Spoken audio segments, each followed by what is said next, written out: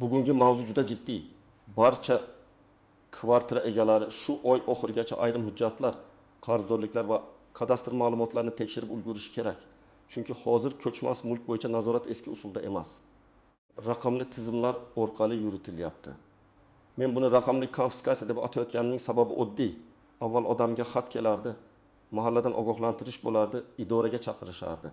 Hozir esa qarzdorlik, taqiq, jarima, sud ijrosi, kadastrdagi nomuvofiqlik yoki huquqiy cheklov elektron bazada paydo bo'lsa, siz buni kech bilib qolishingiz mumkin. Shuning uchun bu ma'lumot har bir kvartira egasiga, uyini sotmoqchi bo'lganlarga, ijaraga berayotganlarga, meros olganlarga va hali hujjatini to'liq rasmiylashtirmaganlarga tegishli. Kanalga hoziroq obuna bo'ling, like bosing, chunki men bugun sizga oddiy tilda nimani tekshirish, kim xavotir olishi va kim xotirjam bo'lishi mumkinligini batafsil tushuntiraman. Avval qanday edi?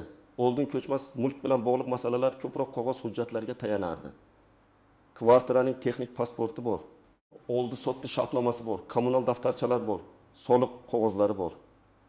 Biror muammo chiqsa, odam odatda faqat uyini sotmoqchi bo'lganda, meros rasmiylashtirganda yoki bankdan kredit olmoqchi bo'lganda bilib qolardi.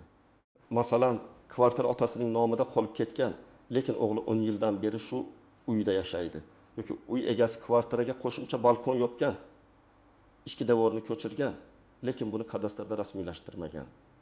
Yoki yer solig'i, mol-mulk solig'i, kommunal qarzlar yillar davomida yig'ilib qolgan. Oldin bular ko'pincha idoradan idoraga yurish orqali aniqlanardi. Endi vaziyat boshqacha. Davlat xizmatlari, kadastr, soliq, notarius, sud ijrochilari, kommunal tashkilotlar va bank tizimlari bosqichma-bosqich raqamli bog'lanmoqda. Bu nimani anglatadi? Bu shuni anglatadiki, sizning kvartirangiz bo'yicha ma'lumotlar bir joyda qog'ozda yotgani yo'q. Ular elektron bazalarda aks etyapti. Kvartira kimning nomida, maydoni qancha, obyekt turi nima, qarzdorlik bormi, taqiq qo'yilganmi, sud qarori bormi, garovda turibdimi, meros bo'yicha ochiq masala bormi? Bularning hammasi raqamli tizimlarda ko'rinishi mumkin. Men konfiskatsiya deganda odamlarning uyini ertaga kelib olib qo'yishadi demayapman. Bunday vahima tarqatish noto'g'ri. Lekin raqamli cheklovlar, elektron taqiqlar va majburiy undirish mexanizmlari borligini tushunish kerak. Agar siz qarzdorlikni, hujjatdagi xatoni yoki mulkka qo'yilgan cheklovni vaqtida bilmasangiz, keyin kvartirani sota olmasligingiz, garovga qo'ya olmasligingiz, merosni rasmiylashtira olmasligingiz, ayrim holatlarda esa sud ijrosi orqali mol-mulkka ta'sir choralari ko'rilishi mumkin. Oddiy tilda aytsam, muammo endi eshik qoqib kelmaydi. U elektron bazada paydo bo'ladi va siz uni faqat tekshirganingizda ko'rasiz. Birinchi masala, kvartira haqiqatan ham sizning nomingizdami? Bu savol juda oddiy tuyuladi, lekin amaliyotda eng ko'p muammo shundan chiqadi. Men ko'p holatlarda shuni ko'raman. Odam bu uy meniki deydi. Lekin hujjatda uy onasining, otasining, sobiq turmush o'rtog'ining yoki vafot etgan qarindoshining nomida turadi. Yashab kelayotganingiz mulk huquqi bor degani emas. Ro'yxatda turganingiz ham mulk egasi ekaningizni anglatmaydi. Kvartira uchun pul to'laganingiz, remont qilganingiz yoki kommunal to'lovlarni qilayotganingiz ham hujjatdagi egani avtomatik o'zgartirmaydi. Masalan, bir oilani olaylik. 2008 yilda ota kvartira sotib olgan. 2013 yilda ota vafot etgan. Farzandlar uyda yashashda davom etgan, kommunal to'lovlarni to'lagan, hatto kvartirani ijaraga ham bergan. Lekin meros ochilmagan. Notarius orqali huquq rasmiylashtirilmagan. 2024 yoki 2025 yilda ular uyini sotmoqchi bo'lishadi. Notarius bazani ochadi va mulk hali ham vafot etgan shaxs nomida turganini ko'radi. Endi bir kunda sotish imkonsiz. Merosxo'rlar aniqlanadi, hujjatlar yig'iladi. Agar boshqa merosxo'rlar bo'lsa, ularning roziligi kerak bo'ladi. Ayrim holatlarda sudga borishga to'g'ri keladi. Demak, asosiy xulosa uyda yashash boshqa, mulkka qonuniy egalik qilish boshqa. Ikkinchi masala, kadastrdagi ma'lumotlar real holatga mos keladimi? Kvartiraning umumiy maydoni, yashash maydoni, xonalar soni, qo'shimcha qurilmalar. Qayta rejalashtirishlar hujjatda qanday ko'rsatilgan? Ko'pchilik men faqat oshxona bilan zal orasidagi devorni oldim, balkonni yopib oldim, koridorni kengaytirdim deb o'ylaydi. Lekin ko'chmas mulkda har bir o'zgarish huquqiy oqibatga ega bo'lishi mumkin. Ayniqsa yuk ko'taruvchi devorlarga tegilgan bo'lsa, umumiy foydalanish joylari egallangan bo'lsa, qo'shnilar xavfsizligiga ta'sir qiladigan ish qilingan bo'lsa, bu oddiy remont emas. Masalan, kvartiraning hujjatdagi maydoni 6,2 kvadrat metr, real holatda esa balkon yopilib 6-7 kvadrat metr bo'lib qolgan. Siz bu kvartirani sotmoqchisiz.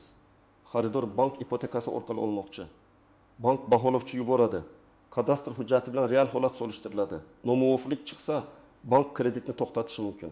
Xaridor ketadi. Siz vaqt yo'qotasiz. Yoki notarius jarayonida savdo sekinlashadi. Ba'zan odamlar buni hech kim ko'rmaydi deb o'ylaydi.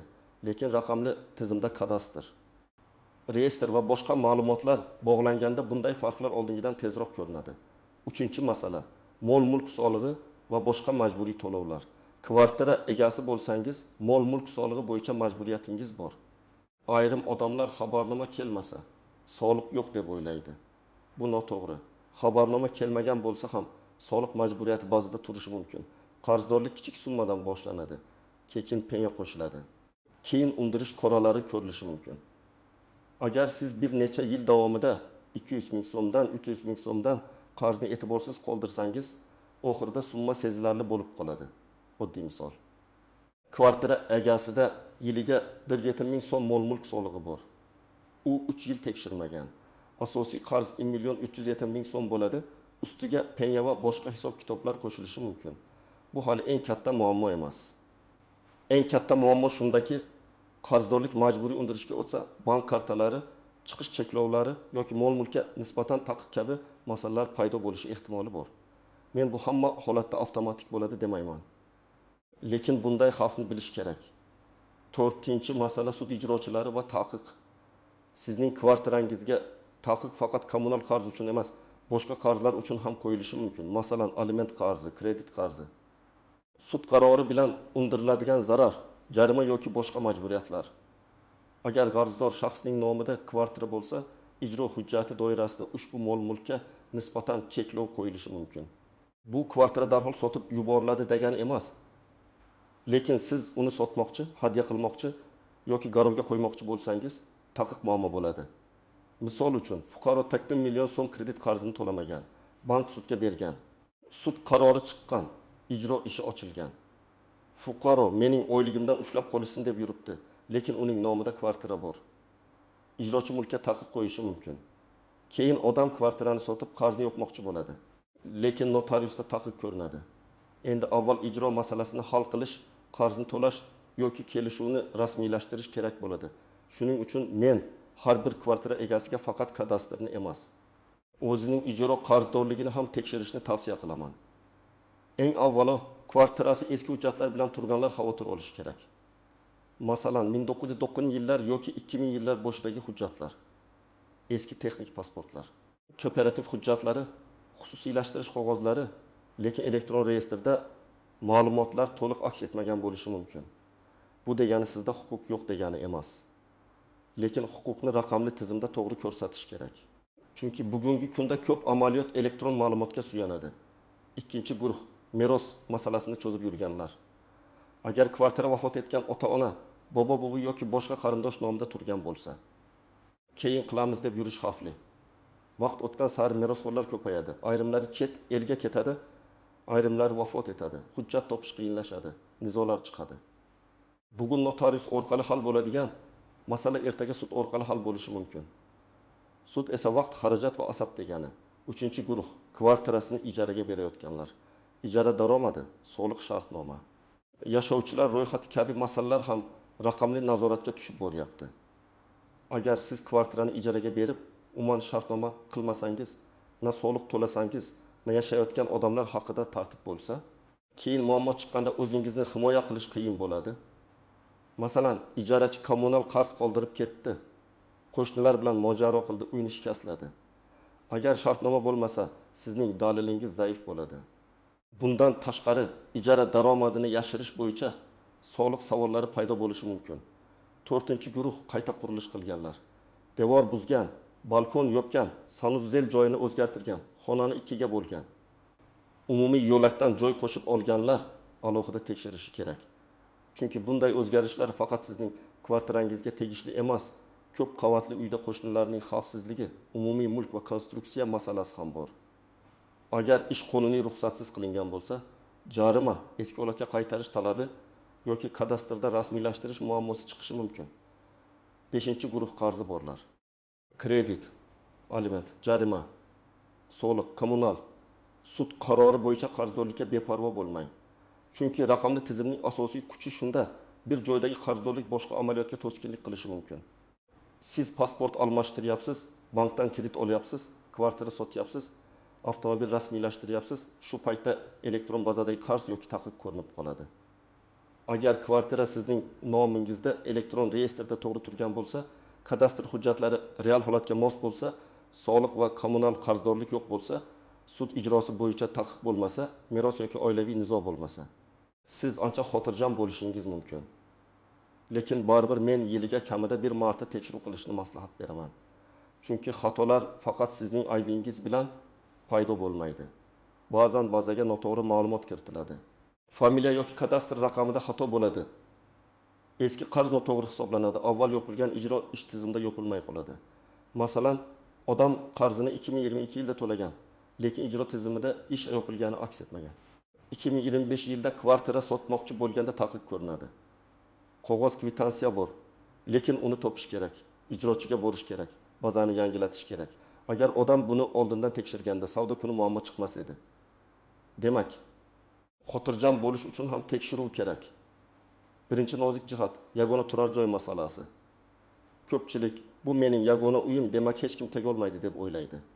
Bu fikrni juda ehtiyotkor qabul qilish kerak. Qonunchilikda yagona turar joy, qarzdorlik, garov, ipoteka, sud ijrosi, aliment va boshqa majburiyatlar bo'yicha turli normalar bo'lishi mumkin. Har bir vaziyat alohida baholanadi.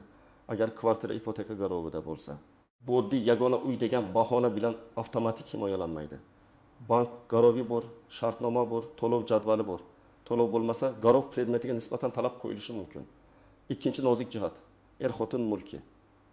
Kvartira faqat erning nomida yoki faqat xotinning nomida turgani, u albatta faqat shu odamning mulki degani emas. Nikoh davrida olingan mulk bo'lsa, umumiy mulk masalasi chiqishi mumkin. Sotish, hadya qilish, garovga qo'yish vaqtida turmush o'rtog'ining roziligi talab qilinishi ehtimoli bor. Ajrashgan oilalarda bu ayniqsa muhim. Masalan, kvartira 2015 yilda nikoh davrida olingan, 2020 yilda ajrashish bo'lgan, lekin mulk bo'linmagan. 2025 yilda sobiq er kvartirani sotmoqchi bo'ladi. Sobiq xotin e'tiroz bildirishi mumkin. Bu esa bitimni xavf ostiga qo'yadi. Uchinchi nozik shart voyaga yetmagan bolalar. Agar kvartirada voyaga yetmagan bolaning ulushi bo'lsa yoki bola manfaatiga ta'sir qiladigan holat bo'lsa, vasiylik va homiylik organlari bilan bog'liq talablar paydo bo'lishi mumkin. Ota-ona bu mening farzandim, o'zim bilaman deya olmaydi. Bolaning mulki alohida himoya qilinadi. Masalan, kvartiraning irmakdaktar ulushi bolaga tegishli. Uni sotib boshqa uy olish reja qilingan.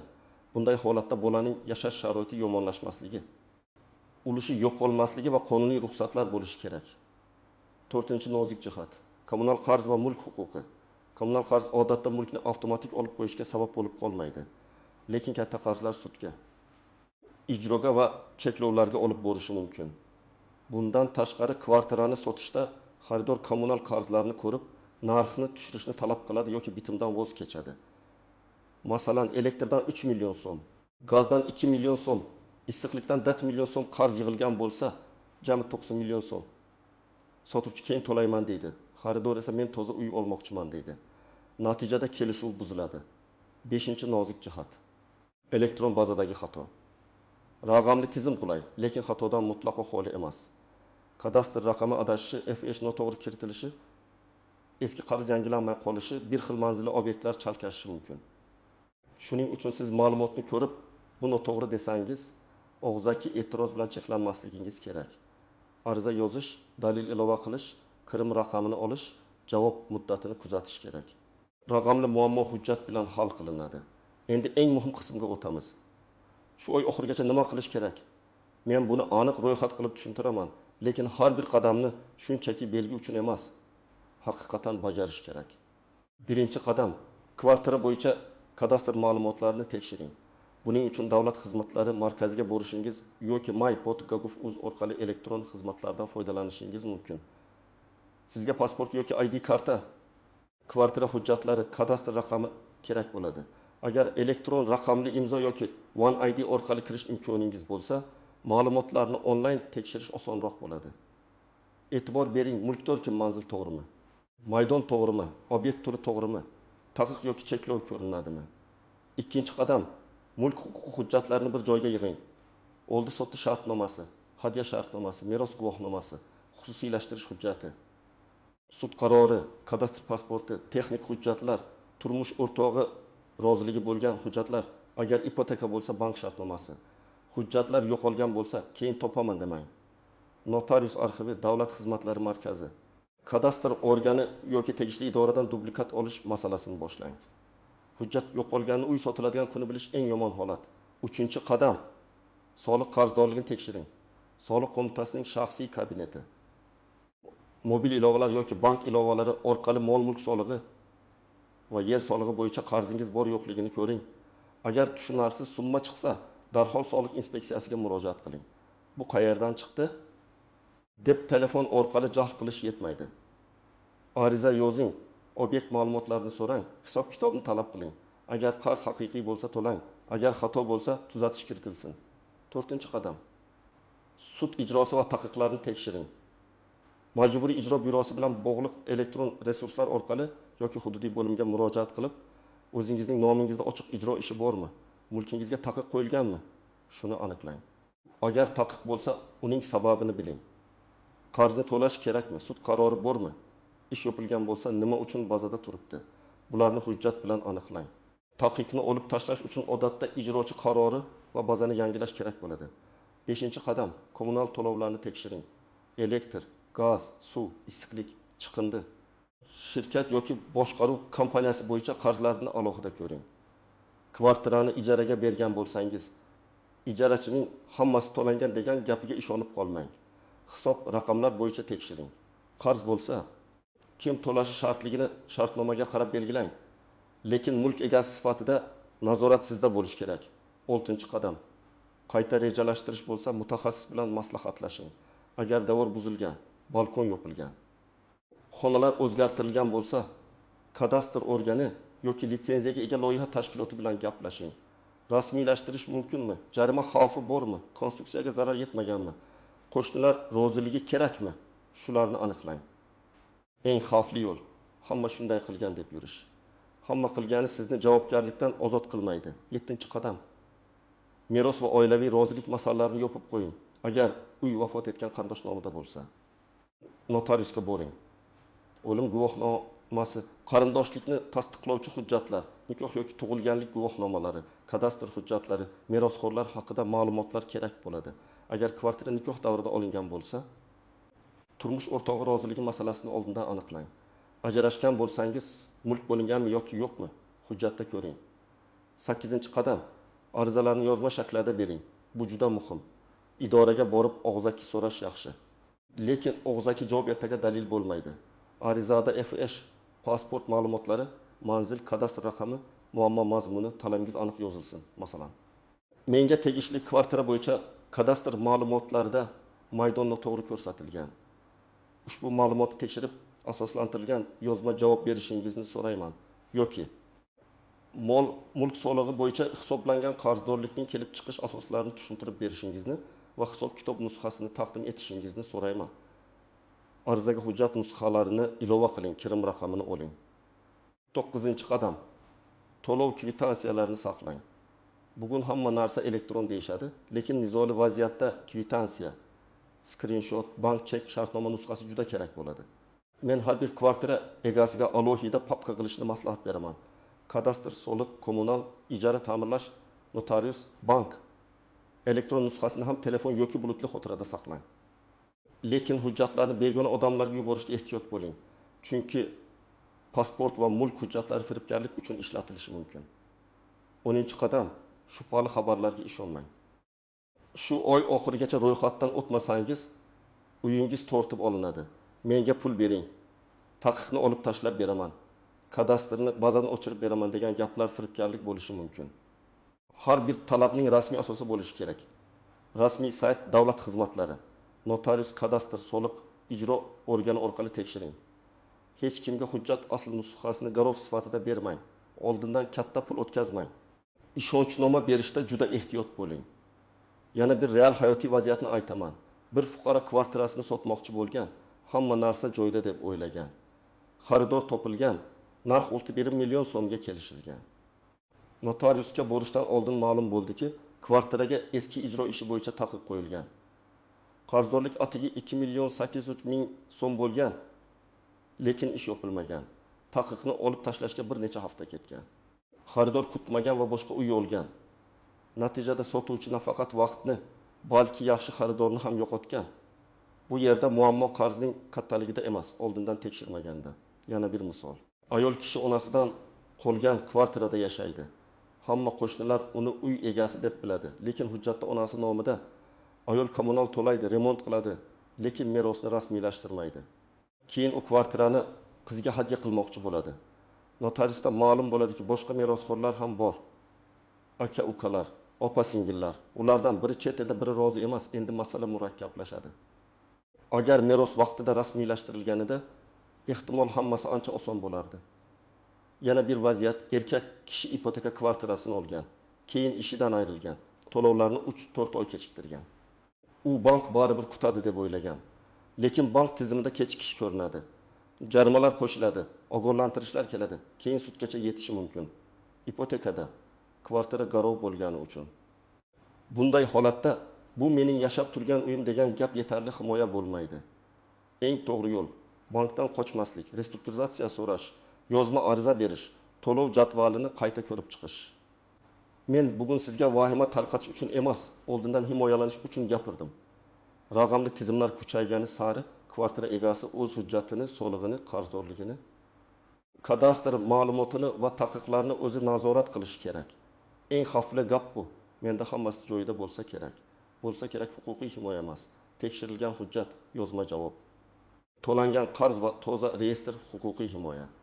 Shu oy oxirigacha kamida 5 narsani qiling. Kadastrni tekshiring, soliq qarzini ko'ring, kommunal qarzlarni aniqlang, ijro taqiqlarini tekshiring, hujjatlaringizni bir joyga yig'ing. Agar meros, ipoteka, qayta qurilish yoki oilaviy nizo bo'lsa, bu ishni cho'zmang. Kerak bo'lsa, notarius, kadastr mutaxassisi yoki yurist bilan maslahat qiling. Kommentariyada yozing, sizning kvartirangiz hujjatlari to'liqmi? Kadastr va soliq qarzdorligini oxirgi marta qachon tekshirgansiz? Bu mavzu ko'pchilikka tegishli. Shuning uchun videoga like bosing, kanalga obuna bo'ling va yaqinlaringizga ham yuboring. Chunki bitta vaqtida qilingan tekshiruv keyinchalik katta xarajat, sud va asabiylikning oldini olishi mumkin.